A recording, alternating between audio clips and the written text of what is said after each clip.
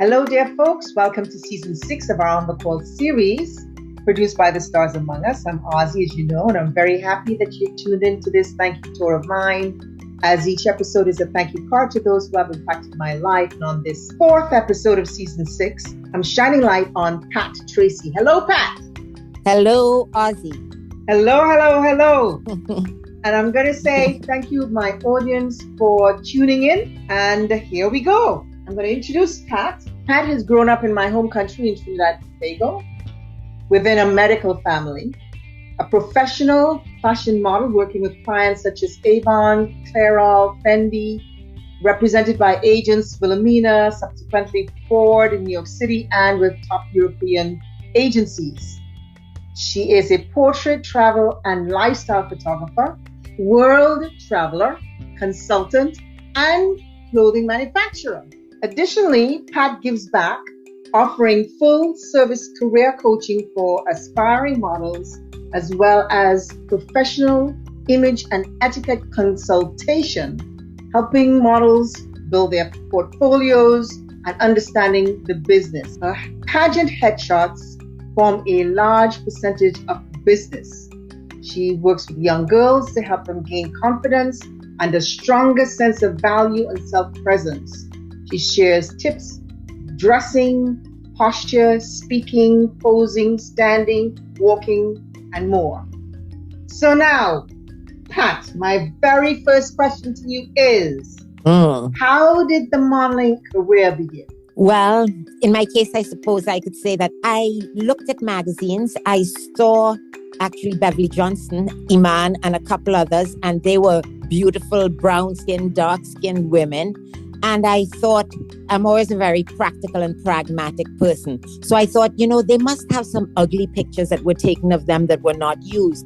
So let's face it, if the best in the business did my hair and makeup, I was shot by a wonderful photographer, they threw away all the ugly pictures. They kept the best picture. They retouched it and they printed me on the best magazine paper. I too could look good. So hang on. Maybe I can be a model. I mean, let's face it, it's not a mystery. You can peel the onion, So let me ask you something. Was that your biggest dream growing up? Actually, no. My biggest dream growing up was just I sound trite at this point, but to travel the world and experience as much as I could of different cultures and customs. See the world. So in your modeling career, as you began in that career, did you ever think of a backup plan, or did you just get into it and just things zoomed for you? Actually was working as a flight attendant. And so many people on the plane kept, because I always just wanted to travel. So many people on the plane kept telling me, my dear, you're wasting your time. You should be a model. And one day, one woman said that to me. And I said, you know what? I'd really like to, but I don't know how. Can you help me? And to my surprise, she said, yes. My son-in-law is a photographer. And sure enough, that wonderful woman helped me. My first pictures were taken.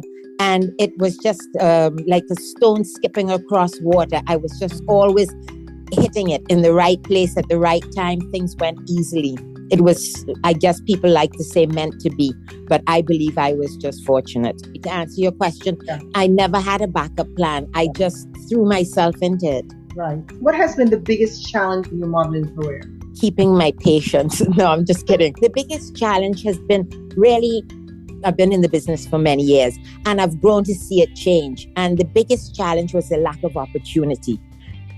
The lack of opportunity for women of color, quite frankly. It's become, of course, more prevalent now, and there are many more opportunities. And I love to see the young models just shining in all their glory and all their various skin colors and hair types, and just they're there, and it's wonderful. But it wasn't always so, as we know. What shoot or job that you were on that holds that special place for you? I would say that, well, two actually. One of the first really good jobs that I did when I first got into Paris and decided to chop all my hair off, much to everyone's horror, except me and Peter Lindbergh, the famous photographer. And I did a wonderful shoot with Issey Miyake, and that was in Italian Vogue, and that was wonderful. And the other one, I would say, was a show I did for Gianfranco Ferre, who I used to do a lot of fittings for and work for quite a bit in Italy. He was such a masterful designer. His shows were so theatrical. And to be a part of that particular show when he highlighted Japanese culture, and a samurai ran shrieking across the stage and slashed the backdrop with a samurai sword. And all the models were on stairs behind, and we rose up and walked through the big gash in the background while the smoke was rising and the lights went up. The audience was screaming. Mm-hmm. It was fabulous. So Ferre and Issey, funnily enough, both Japanese themed. Right. What is that joy that you have for the modeling? What is that thing that brings you great joy? You know, Ozzy, frankly, to realize one's good fortune is really one of the most fortunate things that you can do in this life, to know when you have it good, not to complain and want more. Realize this is it. When it's good, it's good. Appreciate it, embrace it. And modeling was wonderful to me. I saw the world, so don't forget, that's all I ever wanted to do. So I used it to travel the world, and I met so many interesting people, and I just experienced so much that I wouldn't normally have been privy to, or wouldn't otherwise have been privy to, had I followed in my family's footsteps and had an academic life, which nothing's wrong with that, but, you know. Yes, you have a different path. What are your favorite places or place that you've traveled to that you would maybe, at the end of it all, you would go to live in? Well, besides New York, let's see. Well, I'm an avowed New Yorker, but I think, honestly, like to live nowhere better than in the Caribbean, or Caribbean, as we say. I would love Antigua, which is where my family is, and it's so beautiful and wonderful. And, you know, it's important to be where your friends are and where people that you love are. And I think that really is paramount. But fantasy, to just trip the life fantastic and just see wonderful vistas every day, I would have to say Tanzania. Wow. Wonderful place. Beautiful. Well, it's so big. It's so expansive. It's so beautiful. And the animals, the wildlife, the topography, the people. When I went to Tanzania, I was traveling by truck, camping, moving around Africa. So I get to the little station in Tanzania where the truck crosses, and there's this wonderful man sitting in the customs area, immigration, black, shining, impossibly white teeth. And he looks at me, he takes that rubber stamp, and he goes, bam, on my passport. Welcome to Tanzania, my sister. Like that. Right. Honestly, Ozzy, both of us just roared laughing. I was home. It was great. I loved it. No. It'll always have a special place. I could just, as you described it, I was there with you. Oh my God. Wonderful, wonderful, wonderful place and people. Now, I know that you've done a lot of photography. How did that begin for you? I began by shooting myself, because I would get so frustrated a lot of the time when we had to do these test shots. You often have to do what they call test shots to refresh your portfolio and so on, because in my case, only some of the work that I did I could use. The agency doesn't really like to use much commercial work or things that brand you too much. It's more editorial that you use to market yourself. And I wouldn't always get what I needed. So I needed to do test shots like so many models do. And I would become so frustrated. But when I got the pictures back to see the collar turned this way, or crimp in the blouse there, or a piece of hair sticking up, or I thought, my God, I can do better than this. And this is my whole career. Everything is, my God, this is not a mystery. I mean, this can be done. So I picked up the camera and a tripod and started shooting myself. And that's how I learned to shoot models, actually. So now I want to talk about your clothing line. Yes, you are a clothing designer, manufacturer. Tell me about that. How did that happen? And what does the line consist of? Okay. Well, the name of the line is Mayaro. Mayaro, as you and I know, is a beautiful beach in Trinidad where I spent many, many wonderful childhood times and therefore memories. Mm-hmm. And the colors in Mayaro are incredible. In school in Trinidad, when I was about 11 or 12 years old, I learned to tie-dye. So my line consists of all hand-dyed clothing. One whole section of the line is hand-dyed, tie-dyed vintage slips. And the colors of Mayaro are there. We have deep sea, we have reef, we have rain, forest, sunburst, sunrise, so on and so forth. Then the other part of the line is timeless, simple, sort of resort wear, but that works back to the tie-dyes and in a lot of the same colors and so on. It's primarily very comfortable. Yes, I'm going to introduce some things for men too because my male friends keep banging on the door. So I'm going to have to, yes. And what are the price ranges? Well, anywhere from 75 to, I would say, 250. That's pretty reasonable because tie-dye process. Yeah, reasonable. Yeah, it's very time consuming. I mean, the prices may have to go up, who knows? But for now, that's what it is. And I'm not trying to break the bank of anybody. And I want people to be able to enjoy. Right. So. The other thing I wanted to ask you was, why did you go into that? Was there a particular reason why you got into? I mean, I know you started tie-dyeing. Is that something you continued doing from the time you learned in school, or? No, I hadn't done it for years and years and years. Once I was in Florida quite a few years ago, and I saw a tie-dyed slip, and I thought, once again, I can do better than that. I mean, it's a nice idea. So I just began to tie-dye, and I did a few for myself. Went on a job to Jamaica with a crew from New York, actually.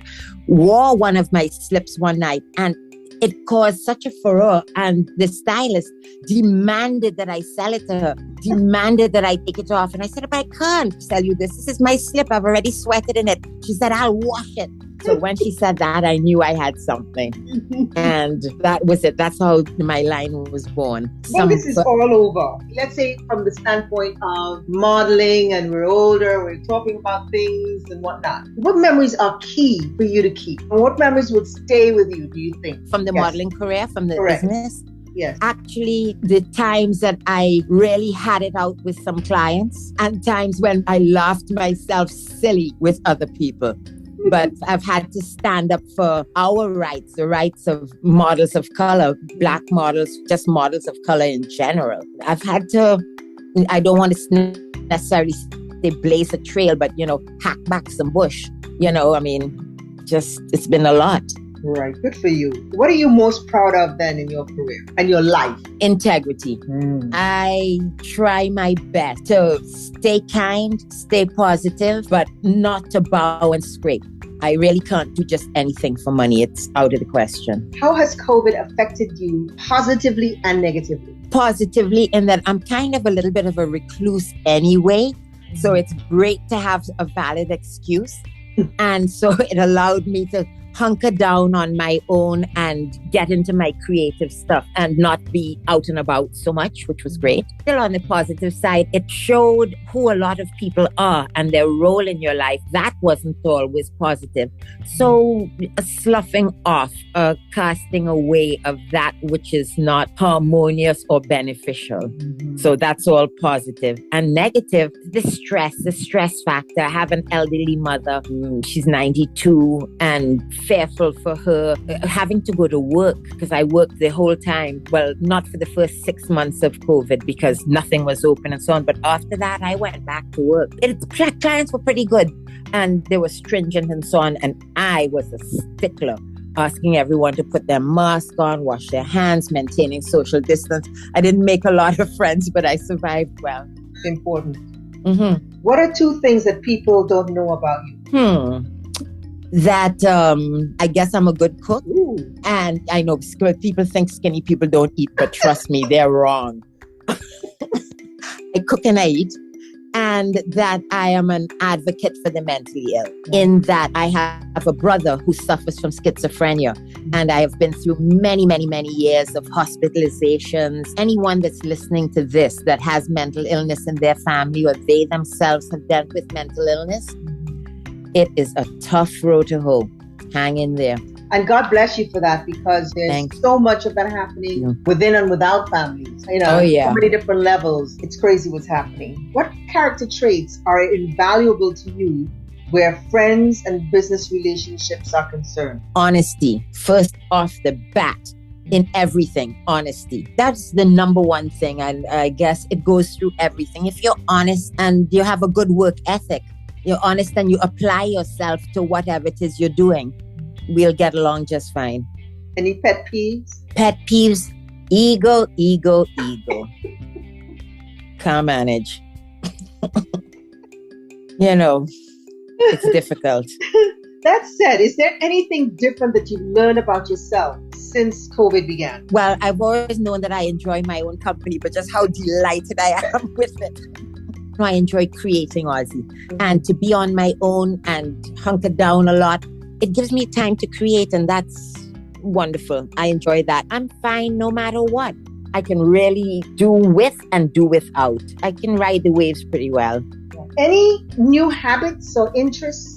Because many things have changed for us since COVID. You know, so many things on so many levels. Some people have started cooking. Some people have started doing this, that, whatever.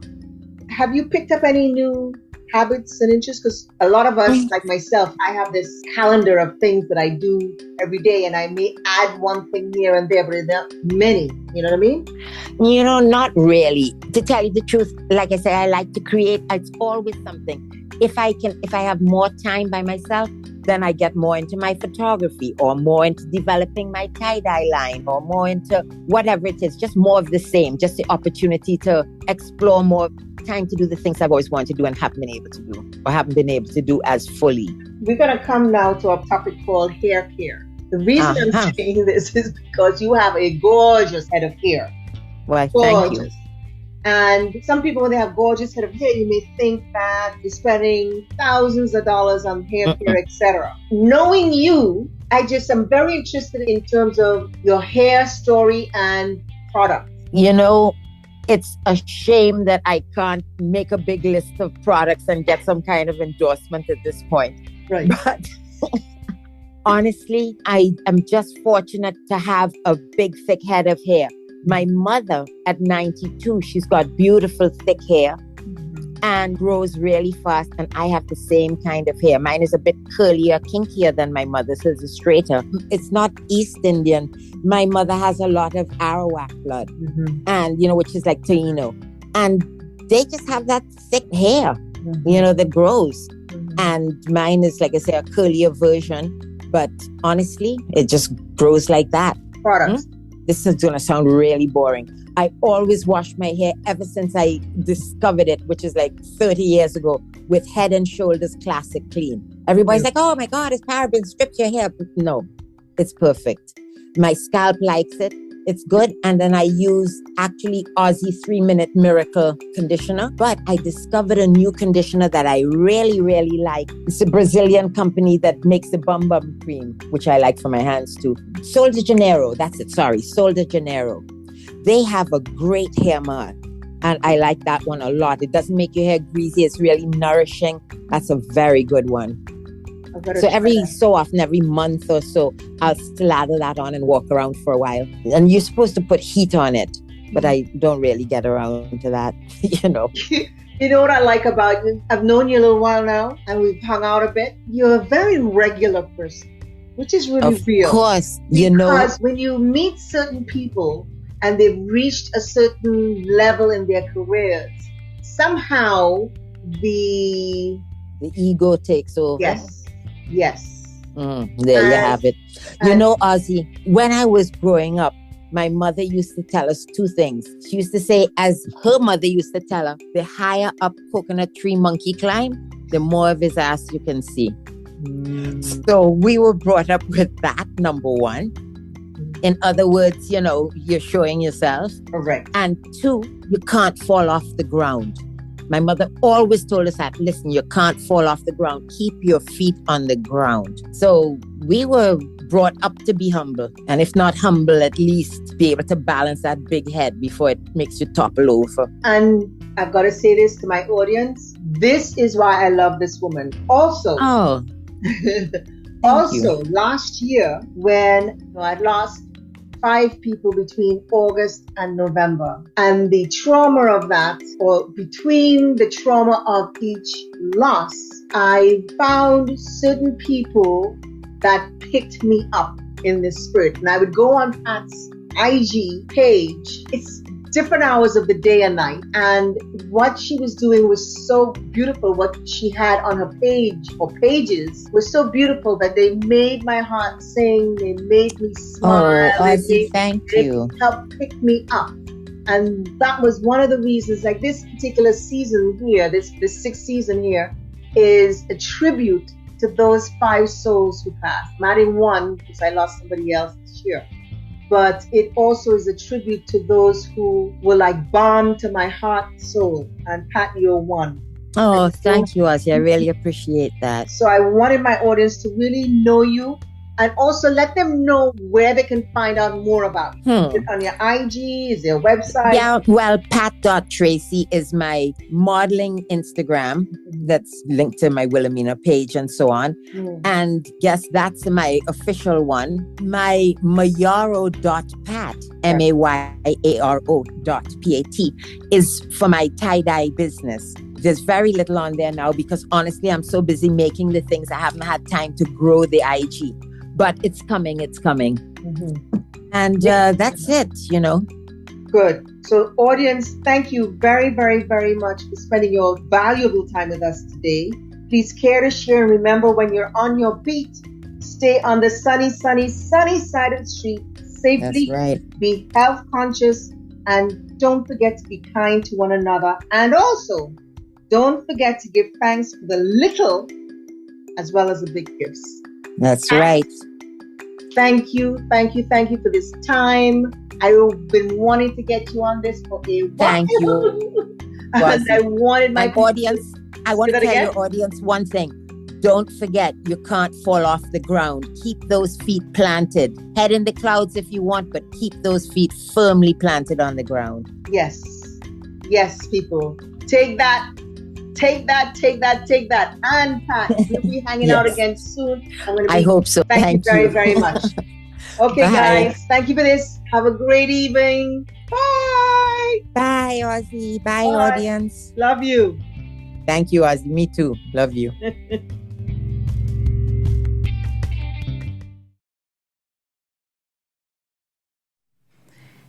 Hey there.